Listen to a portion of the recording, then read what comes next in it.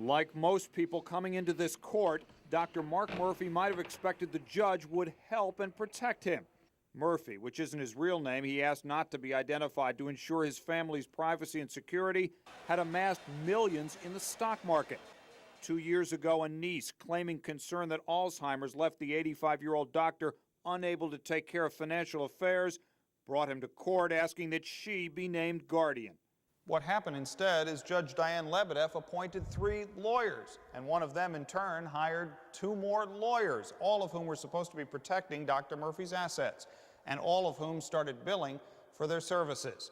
So what led Judge Lebedeff to appoint those particular people to the lucrative Murphy case? There was a lot of money involved in this case, and it certainly has the appearance that appointments were made based on the relationship that the judge had with these individuals. What's clear is that all of those appointed were, like the judge herself, influential members of the New York County Lawyers Association, which recently had its annual dinner.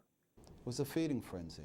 Robert Abrams, who literally wrote the book on guardianship law, means the billing records, which he reviewed last year at the request of Dr. Murphy's wife.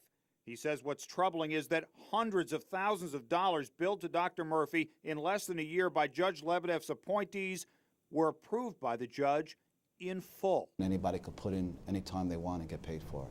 Court-appointed guardian Stephen Shapiro billed for all but 10 calendar days in a 6-month period. And on May 10th of last year, Shapiro actually billed for 42 hours of work, $12,600 on a single day.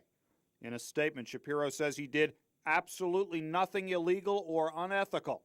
As for that overbilling, he says it was an inadvertent transcription of 42 minutes into 42 hours. I was totally unaware of the error until it was brought to my attention. I promptly returned the fee. But what's maybe most amazing, after reviewing the original one-day, 42-hour bill, Judge Lebedeff had ordered it paid. It appears to me that her behavior was clearly inappropriate and certainly has the appearance to me that it was corrupt. Confronted last summer by Abrams with his allegations, Judge Lebedeff withdrew from the case. Nevertheless, she responded to a News Channel 4 interview request with a letter that says, as a sitting judge, I view it as my obligation not to make a public statement on a pending case. Critics say the Murphy case is hardly the only guardian grab fest. Some who say their assets were grabbed demonstrated last month. They're taking over people's bank accounts, people's houses. No one is watching the guardians. No one is watching the judges. Alarm about the system spread a year ago when questions emerged about why a pair of lawyers were appointed to help guard assets, not those of a person, but of Cypress Hills Cemetery. That led New York Chief Judge Judith Kaye to launch an investigation.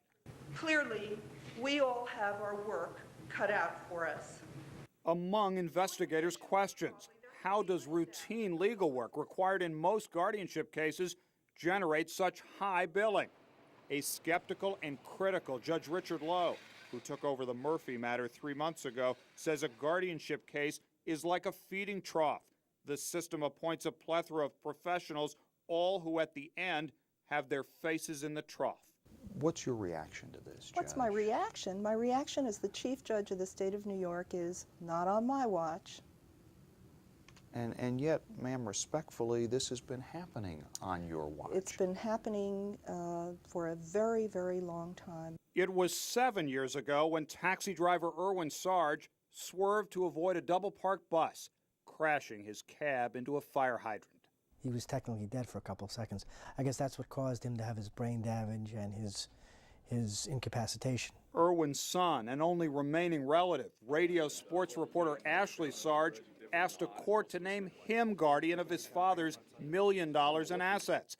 Instead, a Queens judge appointed Robert Groh, a retired Queens judge, as guardian. He never listened to me. I didn't count. He wanted to charge me rent for living in my own house.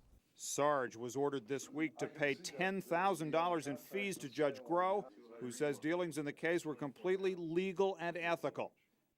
Chief Judge Kaye, whose investigation includes cases like Sarge's and Dr. Murphy's, says victimizing of vulnerable New Yorkers by some who should have protected them will finally stop. We haven't gotten a really good long-term solution, but I'm convinced that we're going to have one now. I know we're going to have one now.